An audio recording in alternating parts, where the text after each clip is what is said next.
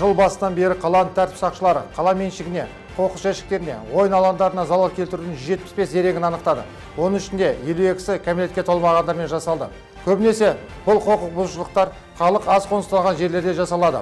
Алматыда инфрақұрылымның зақымдалуын болдырмау мақсатында қала әкімшілігімен қоғамдық бақтарды, саябақтарды және серуендеуге арналған аумақтарды қосымша жарықтандыру жұмыстары жүргізілді. 240 бейнебақылау камерасы орнатылды. 7200 жарық шамдары ауыстырылды және қаланың 511 көшесі жарықтандырылды. Сондай-ақ жергілікті атқарушы органдармен бірлесіп, биыл қаланың 127 ауласында бейнебақылау орнатылды. Осы бейне жүйелерді талдау арқылы қала мүлкіне зиян келтірген 157 құқық бұзушылық анықталды. Сонымен қатар тәжірибеде зираттарда қоршауларды ұрлау кездеседі. Жыл басынан бері 27 дерек тіркелді.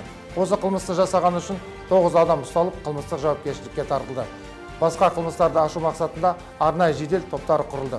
Талдау көрсеткендей, зираттардағы металл қоршаулар мен ескерткіштердің элементтерін металл қабылдау пункттеріне өткізу үшін ұрлайды.